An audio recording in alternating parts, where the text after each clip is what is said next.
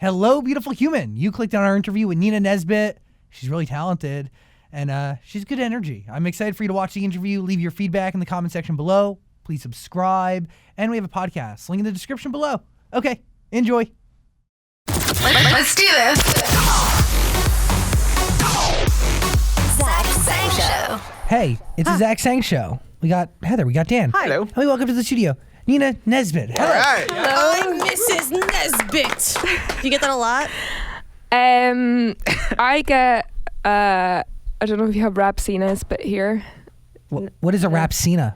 Rab C. Nesbitt is a character from, I can't even remember the name of the show. If you Google him, you'll see him.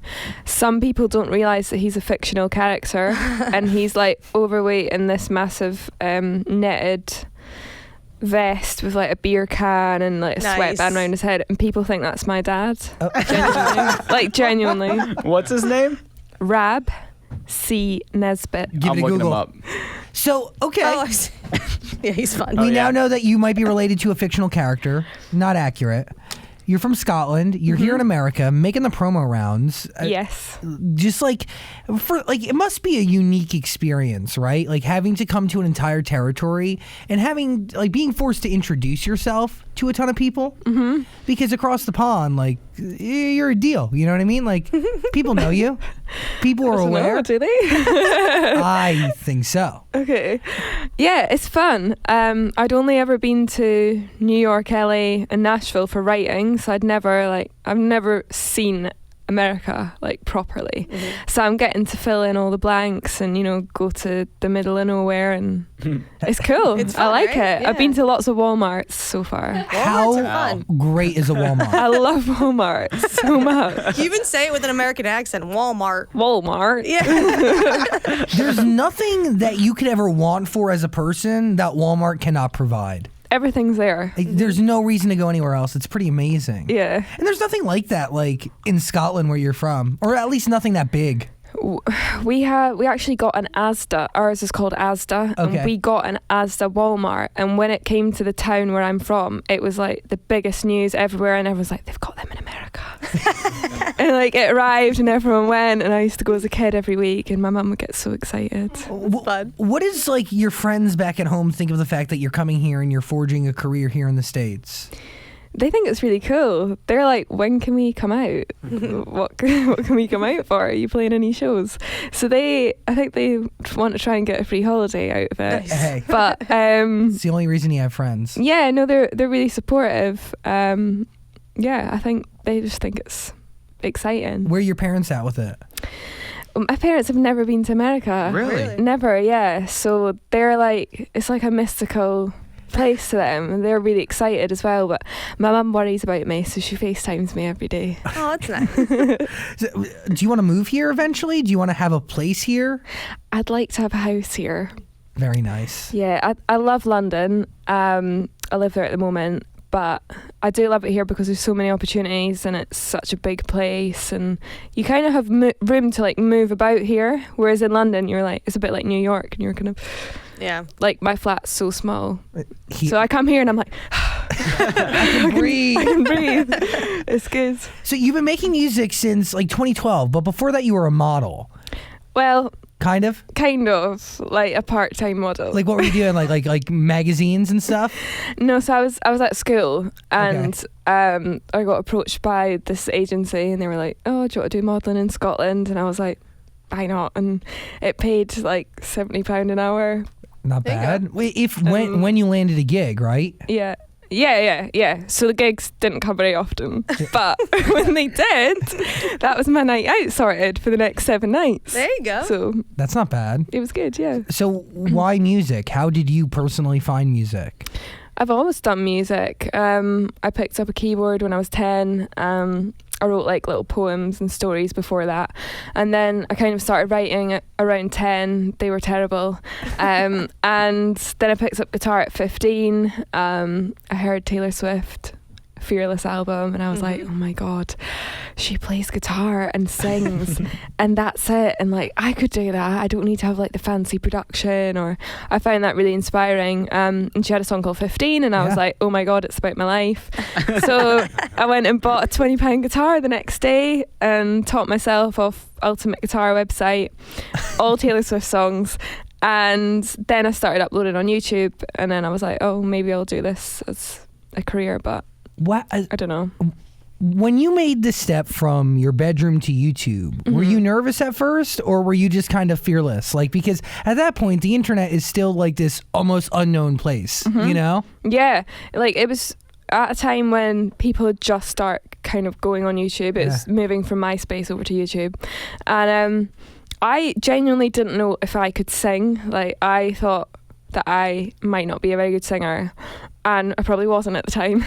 But I was like, I want to put songs out and see what the general public who don't know me, who aren't like my friends and family, just see if they think I can sing.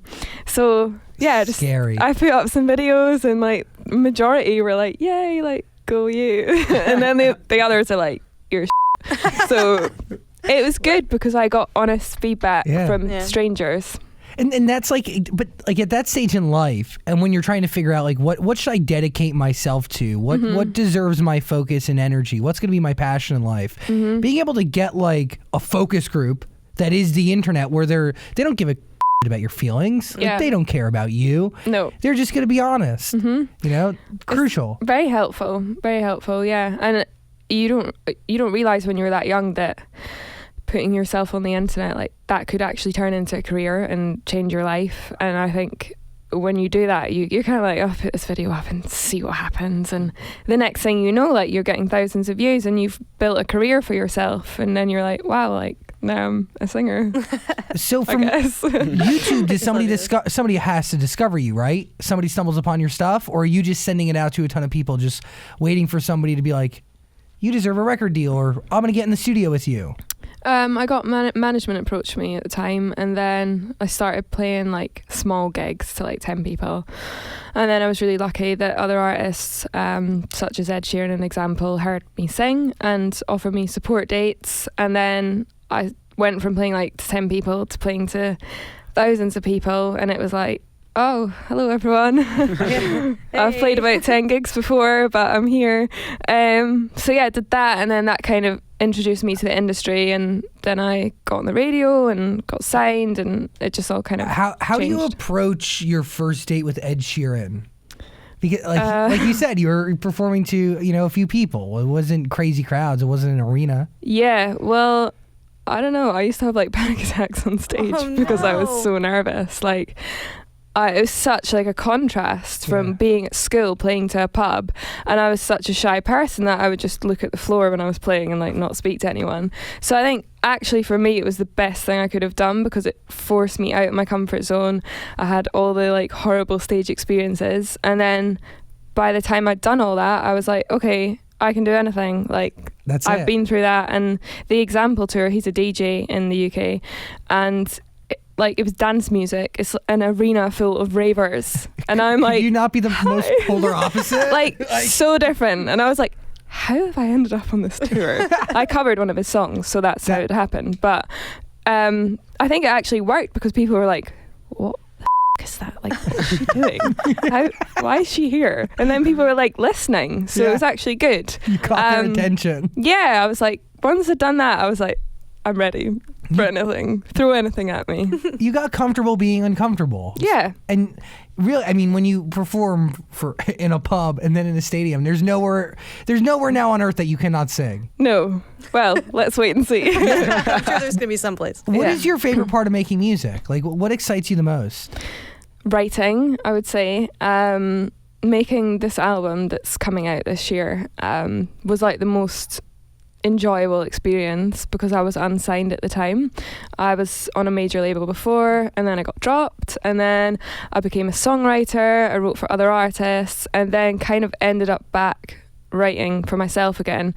And I was like really passionate about wanting to make the album, and I felt like I had stuff to say, and just making this album was like the most enjoyable thing. So I would say the creative process is like my favorite thing. Last year, you released a video saying there was a point where you didn't think you were good at it anymore, right? Yeah. Why was that? Well, I made like another album but got shelved, essentially. So I was like sending stuff in every day and being like, what do you think? And everyone would be like, yeah, keep going. So like, I feel like that knocks your confidence after a while, and just not actually releasing stuff or having people that believe in you is quite difficult. So I think like having a team now that is so passionate, and everyone's like, I like pick people independently. Like I'll be like, okay, I want you to do my TV, I want you to do my radio. My manager has been with me since like 17, and she's been through everything as well. So I think just having a passionate team to like make me realise that you can go back out there and do it again is like the most important thing. And I think writing for other artists as well, that kind of builds up your confidence, because you might get a cut with another artist and you're like, oh, but I thought that someone told me that song wasn't great with me, but then that person can release it and it does well. So it's all just, I guess, like the right time and the right place and the right team. So what happened with this Rihanna thing? Oh, well, I don't know. It was quite weird. So I was writing again as a songwriter, and I was like, I'm not going to be an artist. I'm not going to put myself through that. And I wrote this song called "Is It Really Me You're Missing," which is on the album. And when I wrote it, I was like, oh my god, like I love this song. I wish we could keep it, but they won't let me keep it. So we just pitched it out to people, and I was like, let's pitch it to Rihanna, like for a laugh, complete laugh. Why not? And yeah, so then we sent it to her label, and her label were like, we love this, like we want to play it to her. And I was like, oh my god, like shut up. Shut up. So yeah, and apparently they played it to her and she thought it was beautiful, and then it was on hold, but I think she puts like 50 songs on hold a day. But for me, I was like, oh my god, that's so cool, because she was like the first concert I ever went to. And I mean, whether or not she actually heard it, I'm going to pretend that she did. And that kind of like made me think like, wow, like it's literally just about the right people hearing your song, and you've got to kind of just write what you think's good and just keep going with it, I guess. And it also isn't necessarily when people like, I feel like when they're saying things like discouraging you and you're sending in records and they're not responding, maybe it's not that they're not a fan of the songs. They think the songs are beautiful. But do you feel like sometimes they're like, it's not the right time for you to embody this song? Completely, yeah. I feel like for arts in general, like everything's got to come together, like all the stars have got to align, and you can't necessarily make that happen all the time. Like sometimes it's just something happens and it just all connects. So I think the main thing for me is like, I just want to make songs I like and play them to people, and if people like them, great, and if they don't, then that's fine. So will you now be able to release that Rihanna record? Yes, I got it back. Cool. Yeah. It's pretty cool knowing that the song that Rihanna liked is now yours on your album. Yeah, it's pretty cool. Lol. Just blew her mind. What? Yeah. Every time I perform it, I'm like, look at me. I'm Rihanna. I know. Yeah. What has been the craziest part of your journey so far? I don't know, but there's been quite a lot of like crazy moments, but I'm just like, when I started, my dad was like, just make the most of it. It's quite hard to like maintain a career in music, and just have fun. And sounds supportive. Like, so actually, no, he is super supportive. He's just like super cynical. Yeah. And like, I think everyone around me was like, yeah, just enjoy it. Yeah. And I think like I've been doing it 6 years now, and just to be able to do this as a job is absolutely amazing. Like I'm so grateful for that. So I guess just getting to put out another record, that's really cool, that I love. How therapeutic was this record for you? So therapeutic. Like I used to just go and sit. I have this place called Fulham Palace. It's not like an actual like palace. I'm thinking like a palace, but what? It is a palace, but it's not like Disneyland palace. Got it. So I go and sit in this little palace gardens, a little notebook, and just write about. I had like the time to do it and the luxury of like no one going, we need a single. Like it was just so therapeutic, and writing about like how I was feeling, I guess, and growing up, becoming like an adult. So yeah, I think it's like a proper journey from start to finish as well. So I'm hoping people will like listen to the journey when it comes out. Should we be listening in order from the first record to the last? Yeah, I mean the singles do skip like songs in between the order, but Somebody Special, the singles, like the turning point in the record, and it's like the poppiest moment. But when you get the album, it's like a story from start to finish, and kind of starts off quite sad, and then you kind of find yourself again, and then by the end of it, it's like really empowering and like, I've got this sort of thing. It's fun. What collection of events in your life funneled into this album? Lot?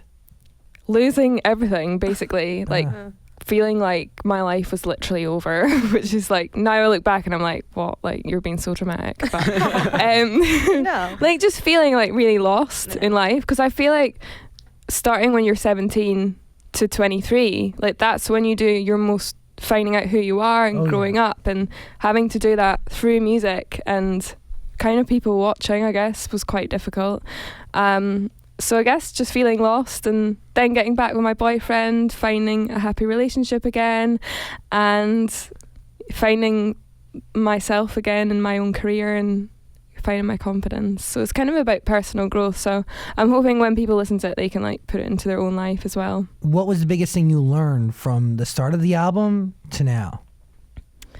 I think like perseverance is the most important thing in anything. Like, whatever career you're doing or whatever it is, I think actually like your attitude and like sticking at something is the most important, because I think like who cares what people think of you at one point in your life, like you can turn things around so quickly. And I think just persevering with something and being positive, like I did a lot of watching of The Law of Attraction, which I find so interesting. I'm a big believer in it. Do you watch it as well? I have. My parents forced me to watch The Secret growing up. The Secret. Oh, it's so good. It works. Yeah, I was young when they made me watch it, and I believed it for a long time. I might have Yeah. been like 9 or 10. Yeah. Dude, See, no one played me as a kid. My parents are crazy. They were just grasping to anything to, get out of their hellhole. But no, I believe in it wholeheartedly. You envision it, you speak it into existence, you see it, but it's not just seeing it, it's like living it, it's understanding it, it's knowing it. Yeah, like seeing something, like visioning something in your head and like making it come to life is like the most satisfying feeling, I would say. Was this album a vision in your head? Yeah, like I'd wake up in the morning and it'd be like the first thing, and I had mood boards in my house, like the whole thing was like this album. Is the album completely done? Yeah, I recorded the last song last night. So. Oh, nice. I was going to say, I saw you in the studio last night. I guess that's what you were doing. Yes. So how does it feel when you're finally done? Good, yeah. I feel like I'm ready to kind of start thinking about the next one now. Which is now, why do you think to the next one? Is it because you have so much going on in your life that you're just filled with inspiration, or you just want to keep your mind busy? I feel like that chunk's done now, so like I can like put that away. Got it. But I have no idea, like if I make another one, I have no idea what it'll be about, so I need to start like thinking about that. Do you have a rule in your life when it comes to like writing records about people? No. You do it? Yeah, I just do it. Like you have no problem? What, with writing about other people? Yeah. Yeah, I just do it. Cool. I send it to them most of the time. Like if it's all right. If it's not, and I'll just say it's not about them. So who is Somebody Special about? That's about my boyfriend now. The current one? The current one. Yeah, so we were together when I was 18, and then we were together for like 9 months, and then we broke up for 2 years, and then we got back together, and now we've been together for 2.5 years again. nice. Oh, okay. I want to know. It's so complicated. Yeah, but I want to know like why. Like, I mean, obviously there's growth there, and there's those 2 years that you guys took a break. I mean, full of experiences. Yeah. What did you realize? I think we both needed to be on our own and like sort some stuff out, and I wanted to like date other people. Like, I know that sounds really bad, but I was like, I'm 18, 19.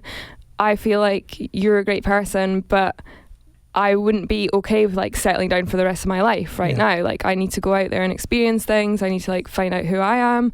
I need to like date other people and see what's good for me, what's bad for me, and I think both of us did that, and it was like a really good experience. And then I didn't even think we'd get back together. Like, we just became friends, and then we were like, oh, like, we're best mates and we fancy each other. That's like the perfect combination. Can't get better than that. I'm perfect. so jealous. It's good. I think, like, so often before I would look for that, like, mad chemistry thing where, like, you're so in love with someone and, like, they make you feel sick and all that thing, and then you break up and it's terrible, and that's infatuation for me now. When I look back at it, I think if you're in love with someone, it should be like you want the best for them and you treat them well and they treat you well, and it's like a good thing. So, and it's easy. Like, we don't argue ever. It's so easy. Yeah, but do you really need a guy to make you feel special? Because that's kind of what the song is saying, right? Is it?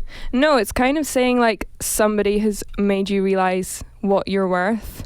And, like, I think there's nothing wrong with looking to feel something from someone else, if you know what I mean. Mm-hmm. Like, I was very happy on my own when I was single, but I wasn't necessarily going for guys that treated me amazingly. Like, I would always kind of go for guys that maybe treated me like so I mean, there was some good ones in there, but I think actually realizing what love is supposed to be, it's more about that. Like, I can definitely be on my own, and I think that's important to do, but in a relationship with someone, I think they should make you feel good and, like, make you the best version of yourself. Yes. So it's more about that. I say that all the time, and I feel like people think I'm crazy.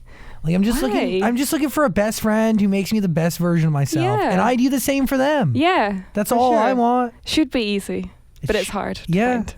It is. I mean, but it also, it's like, sometimes I look at it like a numbers game. You got to get out there. You got to experience things. Yeah. And that's really how you narrow it down and understand, like, what feels good, what feels crappy. Yeah. You know, like, experience. Yeah. There's no shame in it. No. I mean, There's a bit of it.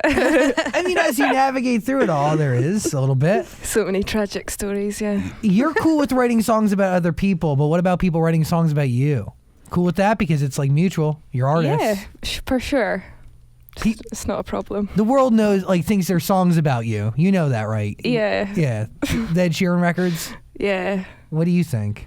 Like, for me, that's like 4 or 5 years ago now. So I kind of just listen to it like it's a song.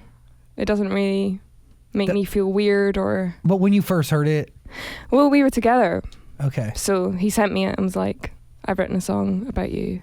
Because we actually got back together after that. So it was like... Got it. It wasn't like the song came out and I was like, oh my God, he's written a song about me. It was like, it wasn't a big deal at all. Would you guys work together today? Probably not. I don't know. Maybe. You never know. Like, we're definitely on good terms and there's no, like, issues there. Is it annoying though that you have a lot of new songs out and you have a boyfriend, you're open about it, and people still think all of your current songs are about Ed? Yeah, it does come up quite often, but I don't know. I guess that's people that maybe don't look beyond the surface. Mm-hmm. Like, I get asked about it a lot, which is kind of annoying because I want people to listen to the music. And, you know, obviously I've been with someone for almost 3 years now, which is kind of weird. But I guess it's like he also discovered me, which is the complicated thing. Mm-hmm. So it doesn't really bother me, but... It's like a double-edged sword. You know what I Yeah. mean? Like, he's etched in your history forever. Yeah. Yeah, because you guys were in a relationship. But like you said, I mean, he was the catalyst for a lot of stuff. Yeah. Which is pretty incredible. And he's moved on too. Yeah. I mean, guys, it's fine. Like, you're okay? Everything's Like, okay? We are fine. But like, low-key, I always wonder, will the ex get an invitation to the wedding? Like, just like personally, like in life. Like, if you got an invitation, would you go? Yeah, I probably would go, but I don't think I would be going. Do you know what I mean? He's Like, not going to invite you. we're on good terms. We talk from time to time, but like, we don't hang out every week. Got it. Do you know what I mean? Will you send something from the wedding registry? Like a toaster or something? A toaster. Oh, wait, maybe you don't have that. In America, people are so selfish and greedy that when they get married, they have this thing on the internet or in stores where they like tell you what to buy them. No. You guys don't have that? I swear to you. No. Yeah, so they literally give you a list. They're like, you either buy me something from this list or don't show up at my party, and you have to buy something from the list. And a lot of times, like toasters and like Vitamixes and Really? Really? Yeah. I think he's doing all right. Yeah, Yeah, I he can think- buy his Yeah, I own don't think I he's think toaster. a he can gift. sort himself out, yeah. Wow, we are just such a selfish I might do culture. that for my wedding, though. Yeah. Because I need the stuff. money. Stuff, yeah. That's the only reason to get married Yeah. in America. You said I it know all- my Stuff. boyfriend was like, should we just get married soon so that we can like get presents off people at the after party and That's- just go on a nice holiday? And I was like, All right. if I didn't want a nice ring, Yeah. sure. But you'll have to save up for a few more years. What does the current boyfriend do? What's his gig? He's in a rock band. Ooh. Cool. Yeah, he's very cool. Look at that. He's much cooler than me. What's the rock band?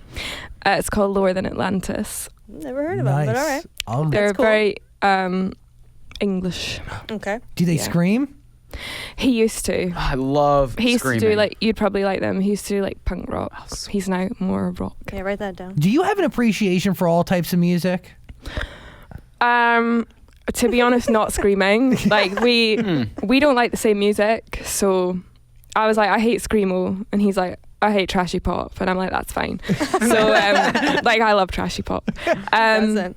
I like rock music. I like rap music. I like R&B. Like I love all genres. But The concept screaming, I can't of deal blowing with out your voice and you can't even understand what they're saying. it. No, I don't get it. But I appreciate some people love it, so that's fine. One of my best friends is obsessed with it, and I listened to it with him, and I'm confused. You know, like it just doesn't make sense. And he's just like, you're not appreciating it. It's about the technique. It's about the art. And yeah. I'm like, what? Obviously, some people really get it, so I must just not be getting something. It just sounds like they're being lit on fire or something. Yeah, it makes me feel like really on edge. Yeah. Anxious. I think it connects with people that are very angry. Yeah. That makes sense. I guess that's why I like it. Yeah. Dance. Alanis Morissette is like my angry music. Yes. That's as far as I'll go. Okay. Well, you seem like you're in a great place right now, but you have a playlist called Hurting and Healing. Yeah. That's pretty sad. I like emo music. Like I'm not emo sad. music, though. I just Yeah, but- like sad music. But you have to hurt to Okay. heal, yeah?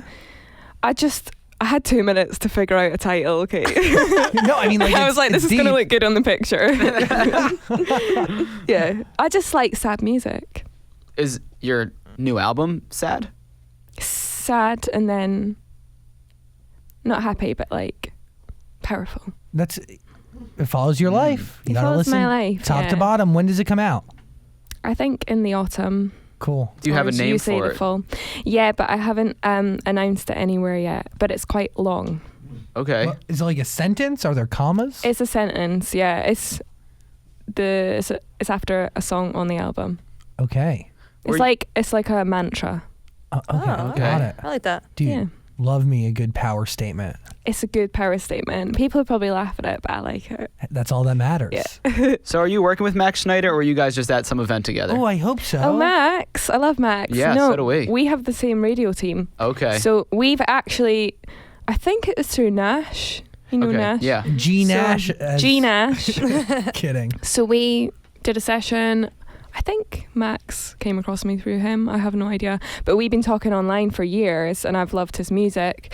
And then we end up with the same team. And I'm like, hey, we've got the same team. Like, tell me all about them. And then we played this show and he's amazing. He turns up in these like Dude. glittery outfits. Yes. Love him. He's too cool, you know So what I mean? cool. I I'm love like, it. I think his wife styles him. Mhm. I was like, I need your wife to Emily's Yeah, the right. best. style me. And Dude. those high notes. Woo. Yeah, incredible. And he amazing. can Such a good move. voice. He's an incredible dancer. I know, because I'd never seen a live show, and then I was like, he'll probably just be like acoustic or something. No. And he's like jumping about with his arms. And I was like, He's a little monkey. yeah. And he was doing stretches before stage, and I was like, why is he doing stretches? And I was like, maybe it's the American way of warming up. I don't know. And then now, I know why he does stretches. So he doesn't pull a muscle, yeah. Yeah. Love him. He has such a good energy. Are you guys Yeah. going to do a song together? I don't know. Maybe I'd love to. Let's put it out there in the universe right Putting now. out there, Max. Max. And he's had such success. Every time I think about him, I get emotional. I love that person. Oh. Good person. We all Yes. love him. Yes. Somebody Special is the single. The album coming out in the autumn, as you say. Yes. Very nice. Any other questions? Any other thoughts? Well, the best of what is it called? The best you had. Best you have. That music video, is that based Yes. on something that happened to you? Like you were kind of watching him through a wall, and he was not into the new girl. No, so it's not actually based on a real. That story's that song is not based on a real story. Okay. It's about my friend, but the music video is basically, so the lyric is like, it's crazy that you're moving on so fast, but baby, it's okay if I'm still the best you had. So it's like how your own ego gets confused with your actual feelings for someone, and it's kind of saying you can go off and be with whoever you want as long as she's not better than me. And it's quite bad, but No, I like that. the music video is supposed to be a representation of your imagination after a breakup. So it's like two identical rooms, Oh, I a love wall it. in the middle, me like crying, and then the new guy with the girl, and it's like I'm looking through the wall and I'm imagining, and that's showing what I'm imagining is going on. Because you're always thinking about what they're doing. Yeah, you are. You're like, oh God, they're with a really hot girl, and she's probably like a doctor or something, or a lawyer, and yeah, like your imagination wanders, and you kind of get the fear. But you're hoping that he's not happy with her, because that's what I got from the video. Yeah, Yeah, you don't want to be happy. of course not. What is more creatively freeing for you? Writing for yourself or taking somebody else's story and writing to that? Both probably. I try and just write a good song, and then I'm like, okay, like this is for me or for someone else. But like your friend, like you heard her story out. Yeah. Was it harder to turn that situation into a song than it is to like take your own thoughts and your own experiences and manifest that into Not something? really, no. I don't know, I really seem to draw from friends' experiences. I don't know how. It feels like really personal when I write it, but it's totally not. Do you just like sit your friends down and interview them? Well, kind of, yeah. Yeah, they phone me with like the gossip or whatever, and then I'll be like, okay, thanks, bye. You And give they have no a song. feedback. Yeah, I'm like, okay, that's a shame, bye. So yeah, it's very good. So, how did Psychopath come about? It's working with a streaming service that we will not mention the name, but Spotify. are we allowed to do that? Yeah. Well, so did they just take you three and stick you in a room and say, go? Basically, yeah, I got an email. Basically, the new music has like done really well on Spotify somehow, and I'm like, what's going on? This is great. And then they contact me and they're like, we are doing this campaign. We want to break 3 indie artists, female artists in the US this year. And I'm like, all right then. Cool. So hiya. So they're like, okay, when you're in LA, let's do this song. So me, Sasha Sloan, who's this amazing writer turned artist, and Charlotte Lawrence, who's another amazing upcoming artist, get in this room, never met each other, like never talked to each other, have to write a song that's going to be released within 6 hours. Wow, Whoa. that's cool. Stressful. Is it cool, or is that like unneeded pressure on a process that really is deeply personal and creative? Well, I don't live here, so we had to just do it. But luckily, we all love the same music. We were like, let's just write a song that we actually like, because the whole thing is like, obviously, we're all females, we're all independent, like on independent labels, and we're supposed to be coming together. Like that's part of the campaign. So we were like, let's not write like a cringe like, woo, we're all females like song. Like let's write a song that we all like, that we would all release, that still feels empowering, and see what happens. And we wrote Psychopath. So And you have to like instantly learn these people, right? Yeah. Like that to me would freak me out. but I think as like we're all writers, like that's what we do every Yeah. day. Like we go into rooms with strangers and pour out our like deepest secrets to people. So I think we were all quite used to it, and luckily it kind of came together. Cool. Would you consider yourself a psychopath? No. Good. Good answer. But a psychopath would also say that, so Yeah, we have no idea. We don't know. Somebody special is the single Nina Nesbitt. We thank you for hanging out with us. Thank It you. means a lot. Thanks for having me. Anything else? Well, I just want to ask, you put a tour together in 3 weeks. That sounds kind of difficult. I did. I was supposed to be going on tour with Clean Bandit. What happened? One of them has to have urgent foot surgery, so the tour got cancelled, which is a shame. But also, my kitchen's getting renovated back home, and I was like, I don't want to go back home. I gotta work. So can you book me a tour? So my agent literally put a tour together within 48 hours, and it's on sale tomorrow. That's Wow. great. So In yeah. Europe? Here? US. Whoa. Yeah. So I'm doing a headline tour. I don't know if anyone's going to come, but I'm doing it. And All hopefully it'll because be your good. kitchen's getting renovated. My kitchen's getting renovated. I can't go home. Can't love deal with that. the dust. Can't deal with the dust or the dog being in the dust. Nina so. Nesbitt, everybody. Yeah. Good energy. you. Thanks for hanging. Thanks. I really hope you enjoyed that conversation. If you did, please subscribe and also check out our podcast. There's a link in the description, and also comment and like and do things. Other interviews are on the screen somewhere, so click them. Thanks for watching.